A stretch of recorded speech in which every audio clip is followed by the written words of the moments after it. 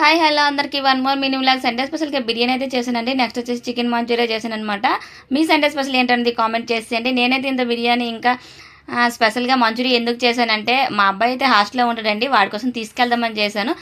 Sunday అనగానే non veg అయితే అందరి ఇళ్ళలో ఉంటుంది, కానీ స్పెషల్గా ఏదో ఒక రెసిపీ చేసామంటే ఏదో ఒక స్పెషల్ ఉంటుంది అనమాట. నేనైతే మా అబ్బాయి కోసం చేశాను.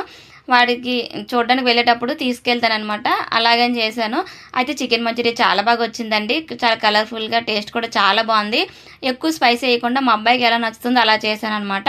చాలా అంటే చాలా బాగా వచ్చిందండి. నేనే పొగిడేస్తాను అనుకోకండి, ఎవరి డప్పు వాళ్ళే కొట్టుకోవాలండి బాబు. ఈ రోజుల్లో ఒకరు పొగిడే వరకు మనం వెయిట్ చేయకూడదు అనమాట. అలాంటి రోజుల్లో ఉన్నాం మనం. ఇంకా అలానే బాగాలేదని కాదండి, చాలా అంటే చాలా బాగా వచ్చింది నిజంగా. ఇంకా వాడి కోసం అయితే అన్ని రెడీ చేస్తున్నాను హాస్టల్కి తీసుకెళ్ళడానికి. ఇంతెందుకు తీసుకెళ్తున్నానంటే ఇంక వెళ్ళాక వాడు అక్కడికే కాదు కదండి, వాడి ఫ్రెండ్స్ కూడా ఉంటారు, వాళ్ళందరూ సరిపడేలాగా తీసుకెళ్తున్నాను. వాడి రూమ్లో ఉంటారనమాట వాడి ఫ్రెండ్స్. వాడి రూమ్లో ఉన్న ఫ్రెండ్స్కి సరిపడే, వాడు తినడానికి సరిపడేలా తీసుకెళ్తున్నాను. అయితే ఇంక అన్నీ రెడీ చేసుకొని ఇంటి దగ్గర స్టార్ట్ అయిపోయామండి. హాస్టల్కి అయితే వెళ్ళిపోయాము. మేము వెళ్ళేసరికి అయితే మా అబ్బాయి వెయిట్ చేస్తున్నాడు అనమాట. సండే అనగానే పిల్లలు పేరెంట్స్ కోసం వెయిట్ చేస్తారు కదండి, వాడి కోసం అలాగే చూస్తున్నాడు వాడు కూడా. ఇంకా మేము వెళ్ళేసరికి రెడీగా ఉన్నాడు. వాడితో కొంచెంసేపు మాట్లాడి వాడికి బిర్యానీ పెట్టాము, తినేసి ఇంకా వాడి ఫ్రెండ్స్కి కూడా పెట్టాడు. తర్వాత అయితే వాడి ఫ్రెండ్స్తో వాడితో కొంచెంసేపు మాట్లాడి అక్కడి నుంచి అయితే రిటర్న్ అయిపోయామన్నమాట. ఇంటికైతే వచ్చేసి ఇంకా మేము కూడా భోజనం చేసేసాము. అయితే మీతో ఒక విషయం చెప్పాలనుకుంటున్నాను. ఏంటంటే ఇందా చెప్పాను కదండి, ఎవరి డబ్బు వాళ్ళే కట్టుకోవాలి, ఎవరి గురించి వాళ్ళే పొగుడుకోవాలని.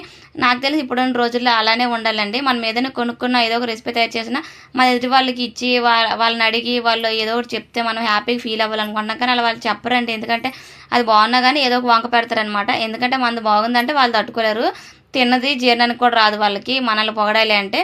అలాంటి సిచ్యువేషన్స్ ఉన్నాము. నాకైతే చాలా ఎదురయ్యాయండి ఇలాంటివి.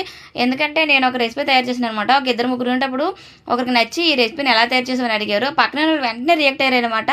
ఆ రెసిపీ కోసం అడిగేస్తున్నారు, ఆ రెసిపీలో ఏముంది, ఇలా చేస్తే అయిపోద్దిలే అన్నారు. నిజానికి వాళ్ళకి కూడా ఆ రెసిపీ రాదనమాట. అలా అనేసారు, అంటే నన్ను పొగిడి తట్టుకోలేక. అలాగుంటుంది అనమాట, పక్కన వాళ్ళు పొగిడితే చూసి ఇంకా పక్కన వాళ్ళు తట్టుకోలేరనమాట. అలాంటి దీంట్లో ఉన్నాము. అందుకే ఒకరు పొగుడుతారు, ఒకరు ఏదో చెప్తారని మనం వెయిట్ చేయకూడదండి.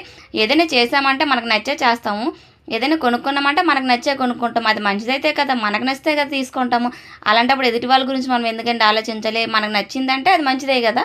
మా సండే అయితే ఇలా గడిచిందండి. ఇంక ఇంటికైతే వచ్చేసామని చెప్పాను కదా, వచ్చేసి ఇంకా తినేసే తర్వాత ఇలా పుదీనాతో ఏదో ఒక డ్రింక్ తయారు చేసుకొని తాగితే చాలా బాగుంటుందండి. బిర్యానీ తిన రోజు ఇలా డ్రింక్ తాగితే చాలా ప్రశాంతంగా ఉంటుందన్నమాట.